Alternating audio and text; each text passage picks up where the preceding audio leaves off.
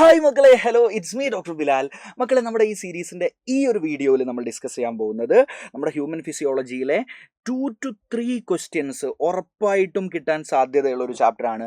And that is body fluids and circulation. കുറച്ച് വലിയ ചാപ്റ്ററാണ്, പക്ഷേ നമ്മളതിൽ ഏറ്റവും ഇമ്പോർട്ടൻ്റ് ആയിട്ട് നമുക്ക് ക്വസ്റ്റ്യൻ വരാൻ പോകുന്ന ഏരിയകൾ അടിപൊളിയായിട്ട് നോക്കാൻ പോവാണ് കേട്ടോ. സോ ഇതിൽ ആദ്യത്തെ ഭാഗത്ത് നമ്മൾ പഠിക്കുന്ന എന്തിനെ കുറിച്ചാണ്? ബ്ലഡിനെ കുറിച്ചാണ് അല്ലേ.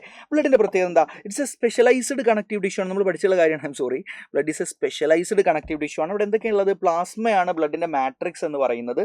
അവിടെ ഫോംഡ് എലമെൻറ്റ്സ് അല്ലെങ്കിൽ ബ്ലഡ് സെല്ലുകളുണ്ട് അല്ലേ. അതിൻ്റെ പെർസെൻറ്റേജ് പഠിക്കണം. പ്ലാസ്മ 55% ആണ്, formed elements or blood cells 45% ആണ്. Right, okay.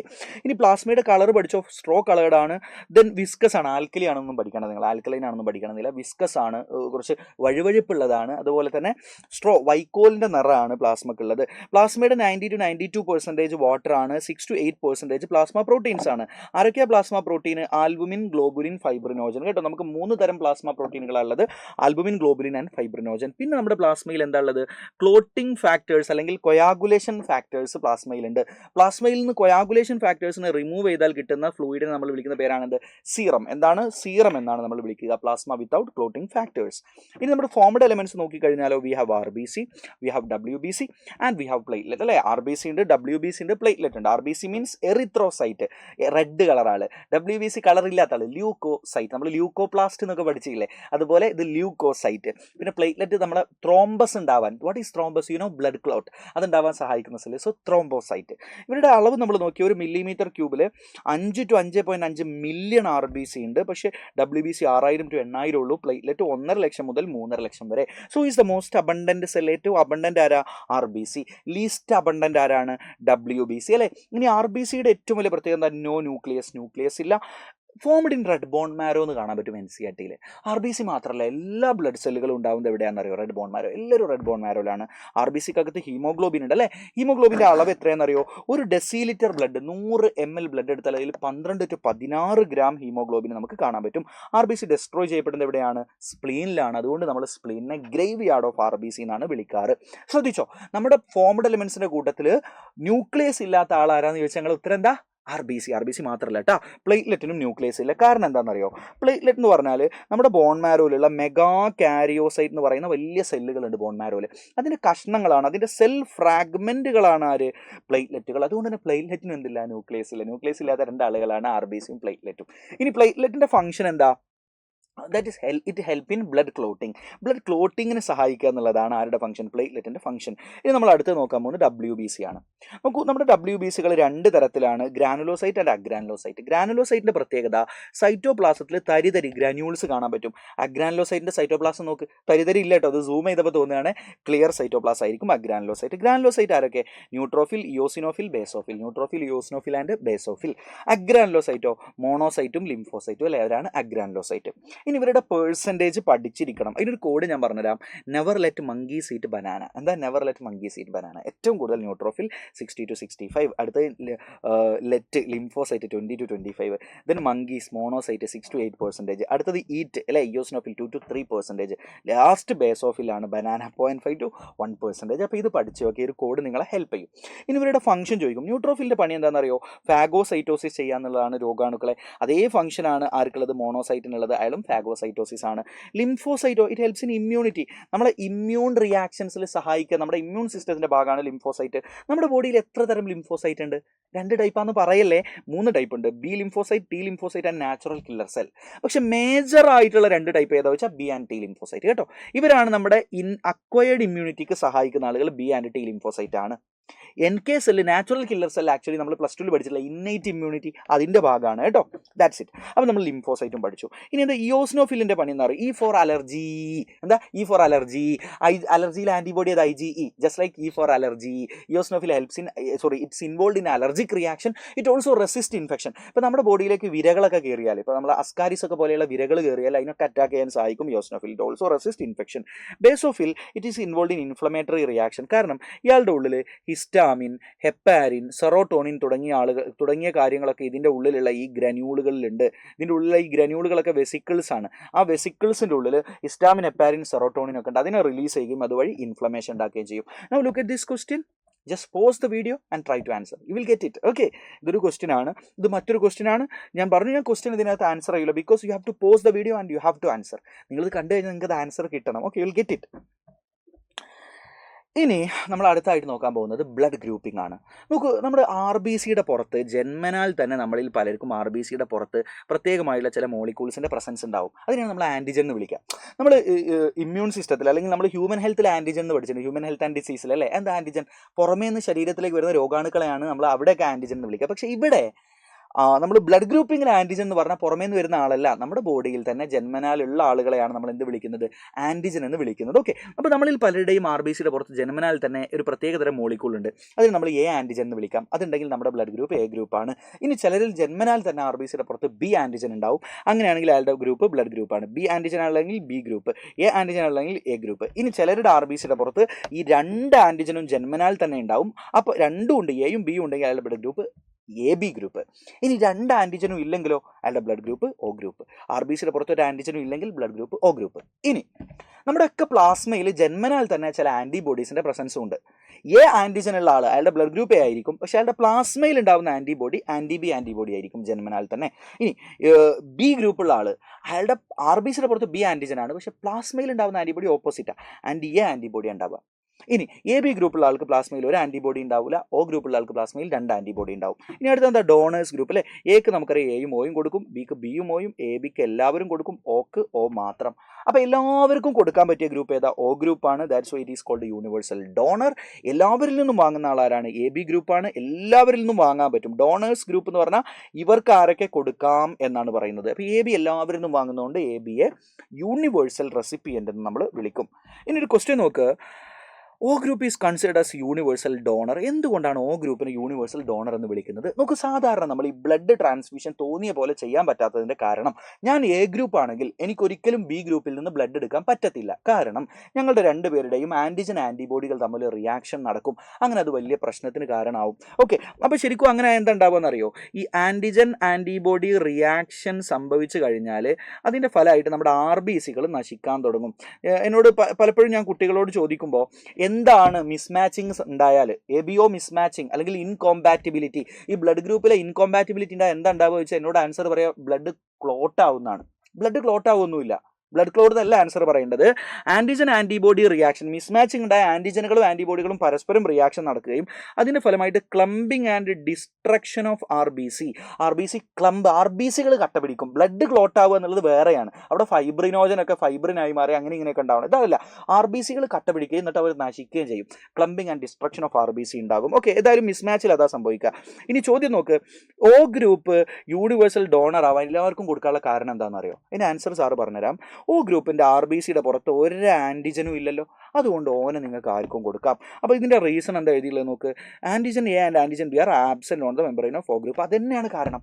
അസേർഷനും റീസണും കറക്റ്റാണ്, കറക്റ്റ് എക്സ്പ്ലനേഷനുമാണ്. ക്ലിയർ അല്ലേ കുട്ടികൾ? അപ്പോൾ എന്തുകൊണ്ടാണ് O യൂണിവേഴ്സൽ ഡോണർ എന്ന് ചോദിച്ചാൽ അയാളുടെ RBCയുടെ പുറത്ത് ഒരു ആൻറ്റിജനും ഇല്ലാത്തതുകൊണ്ട്. ഇതുപോലെ എന്തുകൊണ്ടാണ് AB യൂണിവേഴ്സൽ റെസിപ്പിയൻ്റ് എന്നുള്ള ചോദ്യം വരാം.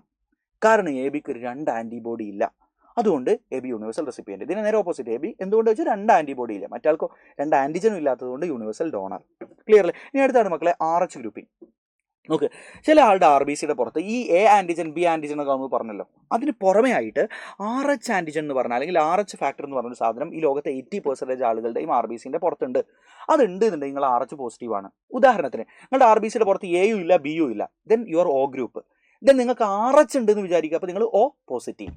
ഇനി Aയും ഇല്ല Bയും ഇല്ല RH ഇല്ല, ദെൻ O നെഗറ്റീവ്. അപ്പോൾ ഇങ്ങനെ RHൻ്റെ പ്രസൻസ് ആർ ആബ്സെൻസിനെ അനുസരിച്ചിട്ടാണ് നമ്മൾ RH പോസിറ്റീവ് ഓർ നെഗറ്റീവ് എന്ന് പറയുന്നത്. ഇനി RH മാച്ചിങ്ങിൽ നിങ്ങൾ നോക്കേണ്ടത്, ഒരിക്കലും RH negative person positive blood കൊടുക്കരുത്. ഇത് മാത്രം നിങ്ങൾ ചെയ്യാതെ ഇരുന്നാൽ മതി, ബാക്കി ഏതും ചെയ്യാം, ബാക്കി എല്ലാം ഓക്കെയാണ്. RH നെഗറ്റീവിന് നെഗറ്റീവ് കൊടുക്കാം, പോസിറ്റീവിന് പോസിറ്റീവ് കൊടുക്കാം, പോസിറ്റീവിന് നെഗറ്റീവ് കൊടുക്കാം, ഓക്കെ, ബാക്കി എന്തും ഓക്കെ. നെവർ ഡു ദിസ്, ഇതാണ് എൻ്റെ പോയിന്റ് കേട്ടോ. ഇത് മാത്രം പഠിക്കുക, ബാക്കി ഒരിക്കലും ചെയ്യരുത് എന്നുള്ളത് ഓർത്ത് വെച്ചാൽ, ഇതൊരിക്കലും ചെയ്യരുത്, ബാക്കി എല്ലാം ചെയ്യാമെന്ന് ഓർത്ത് വെച്ചാൽ മതി. ഇനി എറിത്രോബ്ലാസ്റ്റോസിസ് ഫീറ്റാലിസ് എപ്പോഴാണ് സംഭവിക്കുക?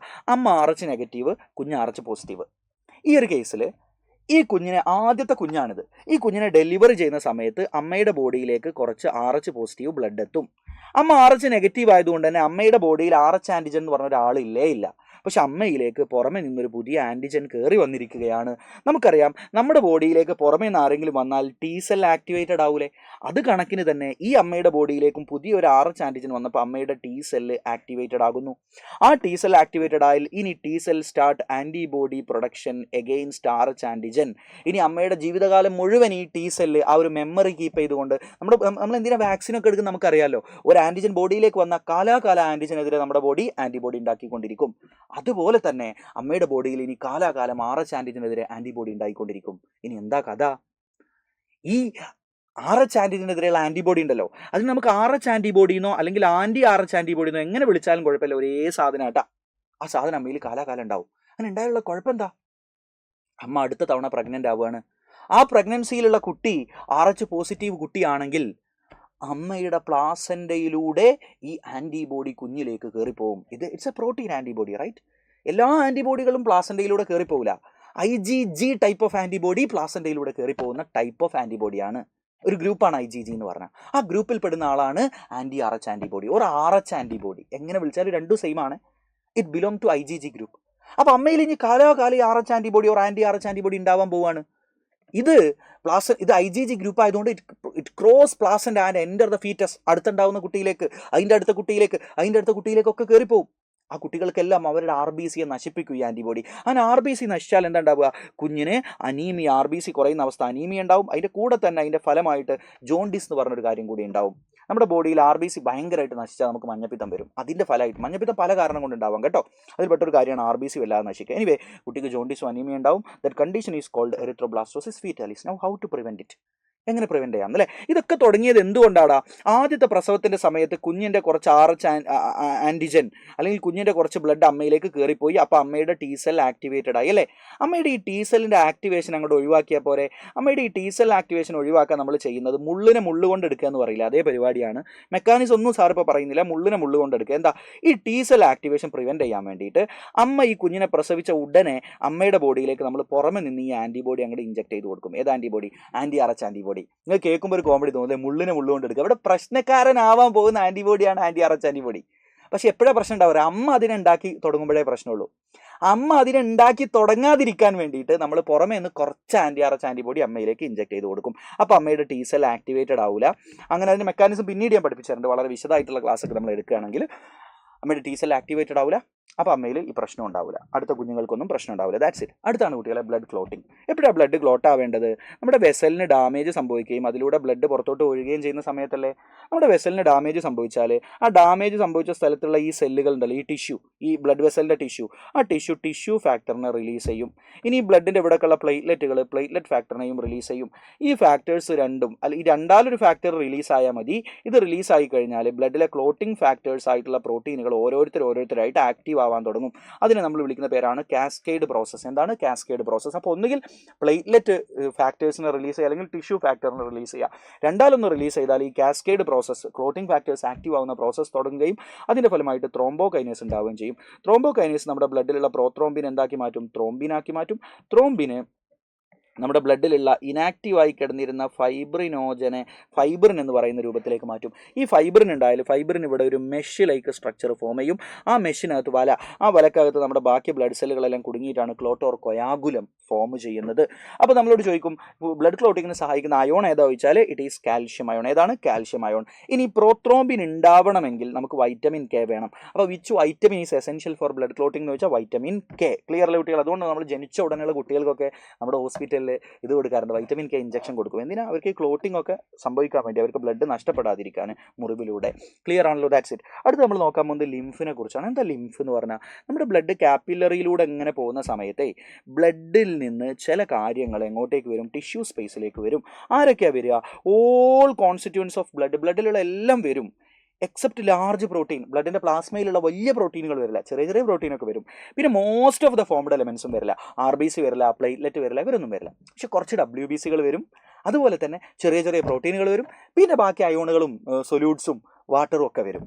ക്ലിയർ? അപ്പോൾ വരാത്ത ആരാ? RBC വരില്ല, പ്ലേറ്റ്ലെറ്റ് വരില്ല. പിന്നെ അതേപോലെ തന്നെ ഒട്ടും വരാത്തത് ലാർജ് പ്രോട്ടീനുകൾ അല്ലേ. അപ്പോൾ നമ്മൾ ലിംഫിൽ എന്തൊക്കെ ഉണ്ടാവും? നോ ആർ ബി സി ഇല്ല, നോ പ്ലേറ്റ്ലെറ്റ് ഇല്ല, ബട്ട് പ്ലെൻറ്റി ഓഫ് ലിംഫോസൈറ്റ്, WBCകൾ ഉണ്ടാവും. അതിൽ പ്ലെൻറ്റി ഓഫ് ലിംഫോസൈറ്റ്, ധാരാളം ലിംഫോസൈറ്റ് ഉണ്ട്. ഇൻഫാക്ട് ബ്ലഡിനേക്കാൾ ലിംഫോസൈറ്റ് കൗണ്ട് എവിടെ കൂടുതൽ അറിയോ? ലിംഫിലാണ് കൂടുതൽ. Then some mineral compounds, it have same mineral composition as that of ബ്ലഡിൻ്റെ അതേ മിനറൽ കോമ്പോസിഷൻ ആണ് ഉണ്ടാവുക. ആൻഡ് സം പ്രോട്ടീൻസ്, കുറച്ച് പ്രോട്ടീനുകൾ വരും. ഈ ഒരു കോമ്പോസിഷങ്ങൾ പഠിച്ചു വെച്ചോ, ഇത് ബേസ് ചെയ്തുള്ള ചോദ്യങ്ങൾ വന്നേക്കാം. ഇനി നമ്മൾ നമ്മുടെ സർക്കുലേറ്ററി സിസ്റ്റത്തെ കുറിച്ച് നോക്കാൻ പോകും. നമ്മുടെ circulation, you know that it is a double circulation, right? Okay, so ഈ double circulation എന്ന് പറഞ്ഞാൽ you can simply remember BPL. എന്താ? Bicuspid valve, pure blood left side. എന്താ ഇതിൻ്റെ അർത്ഥം എന്നറിയോ? പ്യുവർ ബ്ലഡ് എപ്പോഴും, ഓക്സിജനേറ്റഡ് ബ്ലഡ് എപ്പോഴും ലെഫ്റ്റ് സൈഡിലേക്ക് വരിക, ദാറ്റ് ഈസ് ടു ലെഫ്റ്റ് അട്രിയം. അത് ഓർത്ത് വെക്കാനാണ് ഈ കോഡ്. അവിടെയുള്ള വാൾവ് ഏതാ? ബൈക്കസ്പിഡ് വാൾവാണ്, ലെഫ്റ്റ് അട്രിയത്തിൻ്റെയും വെൻട്രിക്കിളുടെയും ഇടയിൽ. ഏതായാലും അപ്പോൾ ഓക്സിജനേറ്റഡ് ബ്ലഡ് ലെഫ്റ്റ് സൈഡിലേക്കാണെങ്കിൽ ഓക്സിജനേറ്റഡ് എവിടേക്കാ വരിക? റൈറ്റ് അട്രിയത്തിലേക്ക് വരും ഫ്രം ബോഡി പാർട്സ് അല്ലേ. അവിടുന്ന് നേരെ റൈറ്റ് വെൻട്രിക്കിളിലേക്ക്, അവിടുന്ന് ലെങ്ങിലേക്ക് പോകുന്നു. ലെങ് ഓക്സിജനേറ്റഡ് ബ്ലഡിന് ലെഫ്റ്റ് അട്രിയത്തിലേക്ക്, അവിടുന്ന് ലെഫ്റ്റ് വെൻട്രിക്കിളിലേക്ക്, ലെഫ്റ്റ് അട്രിയ ബ്ലഡിനെ ബോഡി പാർട്സിലേക്ക് പമ്പ് ചെയ്യുന്നു. ഇതാണ് നമ്മുടെ ഡബിൾ സർക്കുലേഷൻ. ഇത് ഡബിൾ സർക്കുലേഷൻ നമുക്ക് ഹാർട്ടിൽ നിന്ന് ബോഡി പാർട്ടിലേക്ക്, തിരിച്ച് ഹാർട്ടിലേക്ക്. This is one circulation. ഹാർട്ടിൽ നമ്മുടെ ഏതൊക്കെ ബോഡി പാർട്സിലേക്കാണ് പോകുന്നത്? To our systems, neural system, endocrine system, musculoskeletal system, നമ്മുടെ സിസ്റ്റങ്ങളിലേക്ക്, ഡൈജസ്റ്റീവ് സിസ്റ്റം, സിസ്റ്റങ്ങളിലേക്കാണ് ഇവിടുന്ന് ബ്ലഡ് പോകുന്നത്. That's why this is called systemic circulation. It provide oxygen and nutrients to our systems, to our organs, right? ഇനി ഇതെന്താ? ഹാർട്ടിൽ നിന്ന് ലെങ്ങിലേക്ക്, ലെങ്ങിൽ നിന്ന് തിരിച്ച് ഹാർട്ടിലേക്കുള്ള ഒരു സർക്കിള് അല്ലേ. ദിസ് ഈസ് ലെങ് എന്ന് പറഞ്ഞാൽ പൾമണറി സർക്കുലേഷൻ. അതാണ് നമ്മുടെ രണ്ട് തരം സർക്കുലേഷൻ. ഇനി നമ്മൾ ഹാർട്ട് നോക്കിക്കഴിഞ്ഞാൽ ഹാർട്ട് മീസോഡേമിൽ നിന്നാണ് ഉണ്ടായിട്ടുള്ളത്. നമ്മുടെ തൊറാസിക് ക്യാവിറ്റിയിലാണുള്ളത്.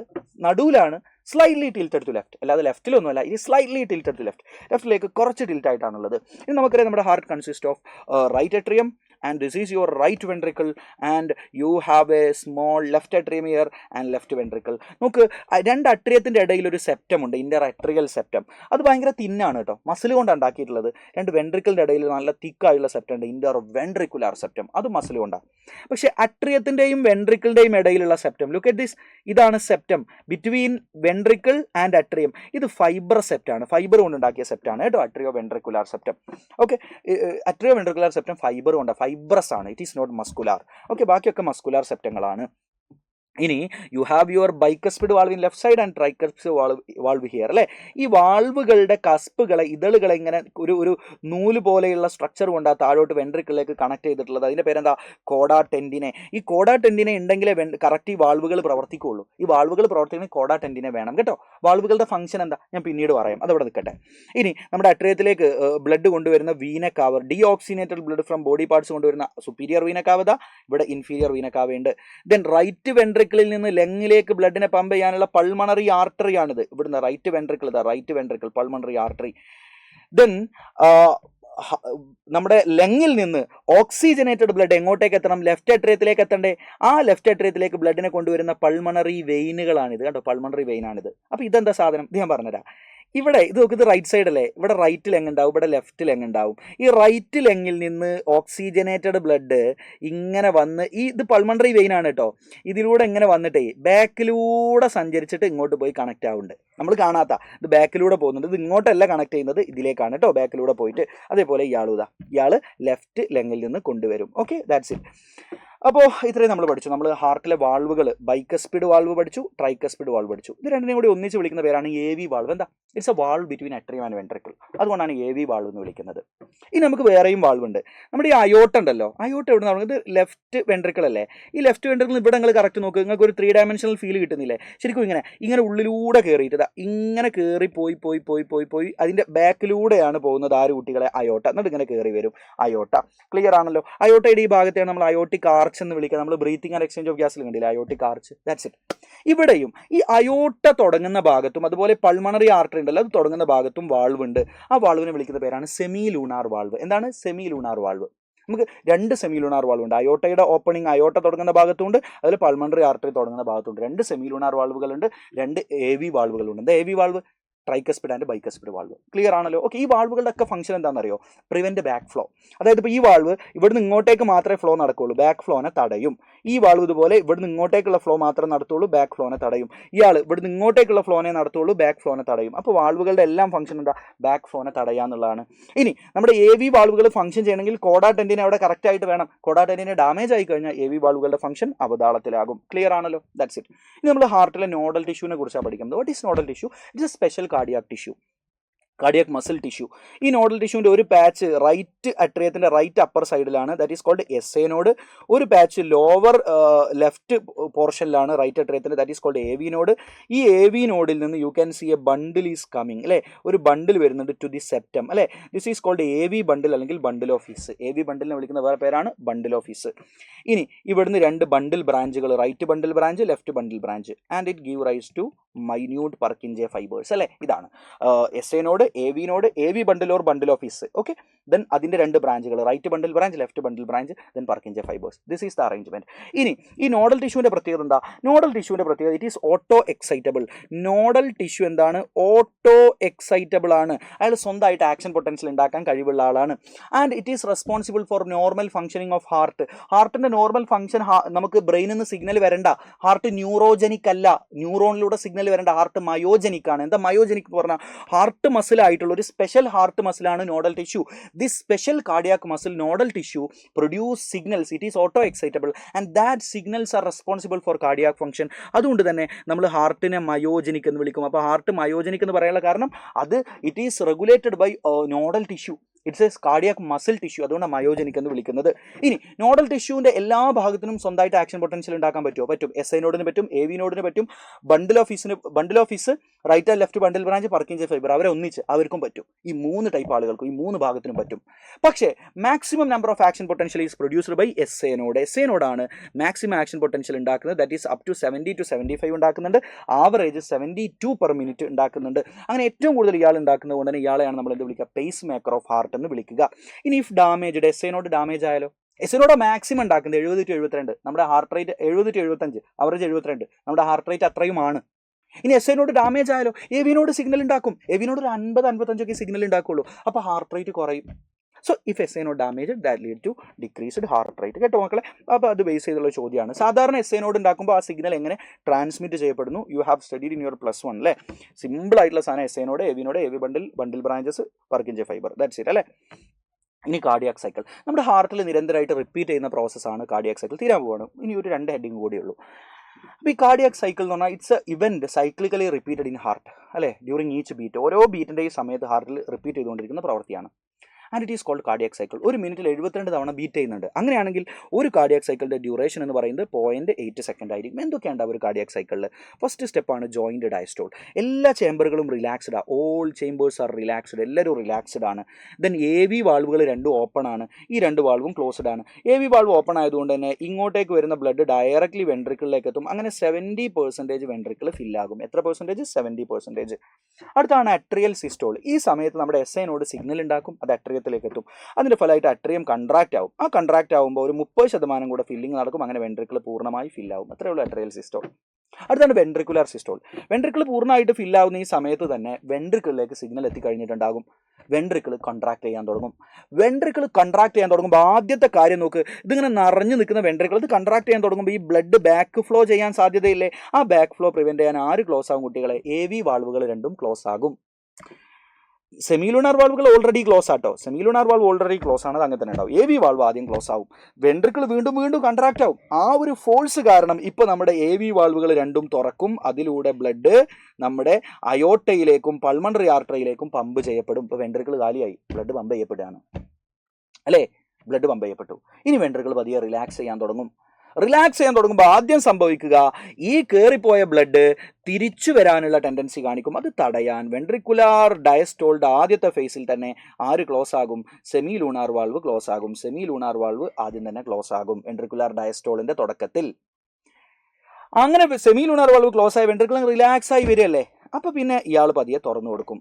ഇയാൾ പതിയെ തുറന്നു. ഇപ്പോൾ അട്രിയം നോക്ക്, വെൻട്രിക്കിളിൻ്റെ സിസ്റ്റോളിൻ്റെ സമയത്ത് തന്നെ അട്രിയം റിലാക്സ് ആയിട്ടുണ്ട്. വെൻട്രിക്കിൾ സിസ്റ്റോളിലേക്ക് പോകുന്ന സമയത്ത് തന്നെ അട്രിയം റിലാക്സ് ആയി. അയാൾ സിസ്റ്റോൾ പോയി, പിന്നെ അയാൾ റിലാക്സ് ആയി. ഇനിയിപ്പോൾ വെൻട്രിക്കിൾ കൂടെ റിലാക്സ് ആയി, ഇപ്പോൾ നോക്ക് 4 ചേമ്പറും റിലാക്സ് ആയി, ഇത് തുറന്നു, ഇത് ക്ലോസ്ഡ്, എന്താ again joint diastole, again joint diastole. Clear ആണോ കുട്ടികളെ? അപ്പോൾ അതാണ് നമ്മൾ 3 ഫേസ് എന്ന് പറഞ്ഞാൽ അട്രിയത്തിൻ്റെ സിസ്റ്റോള്, വെൻട്രിക്കിളിൻ്റെ സിസ്റ്റോള്. ഈ വെൻട്രിക്കിളിൻ്റെ സിസ്റ്റോളിൻ്റെ സമയത്ത് തന്നെ അട്രിയം റിലാക്സ് ആയിട്ടുണ്ട്. അട്രിയം ഈ സമയത്ത് മാത്രമേ സിസ്റ്റോളിലുള്ളൂ. ഇത് കഴിഞ്ഞാൽ അട്രിയം വേഗം ഈ ഒരു സമയം കൊണ്ട് അട്രിയം റിലാക്സ് ആവും. ഇനി ഈ ഒരു സമയം എടുത്ത് വെൻട്രിക്കിൾ സിസ്റ്റോളിലാവും, വെൻട്രിക്കിൾ കുറച്ച് കഴിഞ്ഞാൽ റിലാക്സ് ആവും. അപ്പോൾ അട്രിയവും വെൻട്രിക്കിളും കോമൺ ആയിട്ട് റിലാക്സ് ആവുന്ന പീരീഡാണ് ഇത് ജോയിൻറ്റ് ഡയസ്റ്റോൾ. അപ്പോൾ നമുക്കൊരു atrial systole, ventricular systole, joint diastole. ഇത് ഒക്കെ കൂടിയാണ് 0.8 സെക്കൻഡ്. ഈ 0.8 സെക്കൻഡിലെ 0.1 സെക്കൻഡാണ് അട്രിയൽ സിസ്റ്റോൾ വരിക, 0.3 സെക്കൻഡാണ് വെൻട്രിക്കിളിൻ്റെ സിസ്റ്റോൾ വരിക, പിന്നെ ഇത് രണ്ടാളും കൂടി ഡയസ്റ്റോളിലുള്ള പീരീഡ് ജോയിൻറ്റ് ഡയസ്റ്റോൾ 0.4 സെക്കൻഡ്. അപ്പോൾ ഇത് പഠിക്കണം എന്നില്ല, ഇത് ഭയങ്കര നിർബന്ധമൊന്നുമില്ല, മനസ്സിലാവുന്നവർ പഠിക്കുക, otherwise you just leave it. Okay, ഇനി നമ്മൾ എളുപ്പത്തിൽ പഠിക്കാവുന്ന പോയിന്റാണ് സ്ട്രോക്ക് വോളിയം. ഓരോ ബീറ്റിൻ്റെയും സമയത്ത്, ഓരോ കൺട്രാക്ഷൻ്റെയും സമയത്ത്, ഓരോ സിസ്റ്റോളിൻ്റെയും സമയത്ത് വെൻട്രിക്കിൾ 70 ml ബ്ലഡിനെ പമ്പ് ചെയ്യും. റൈറ്റ് വെൻട്രിക്കിൾ ആണെങ്കിലും ലെഫ്റ്റ് വെൻട്രിക്കിൾ ആണെങ്കിലും 70 പമ്പ് ചെയ്യും. That is stroke volume. നമ്മുടെ ഹാർട്ട് റേറ്റ് അറിയാം 72 ആണ് പെർ മിനിറ്റ് അല്ലേ. അപ്പോൾ ഒരു മിനിറ്റിൽ വെൻട്രിക്കിൾ എത്ര ബ്ലഡിനെ പമ്പ് ചെയ്യും? 70 × 72 approximately 5 litre. This is called cardiac output. അത്ലറ്റ്സിൻ്റെ കാർഡിയാക് ഔട്ട്പുട്ട് നമ്മളെക്കാൾ കൂടുതലായിരിക്കും.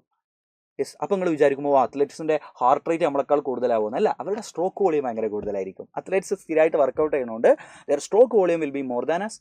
ദാറ്റ്സ് വൈ അവരുടെ കാർഡിയാക് ഔട്ട്പുട്ട് നമ്മളെക്കാൾ കൂടുതലായിരിക്കും. ഇനി 2 ഹാർഡ് സൗണ്ടുകളാണ്, ലബ് ആൻഡ് ഡബ്.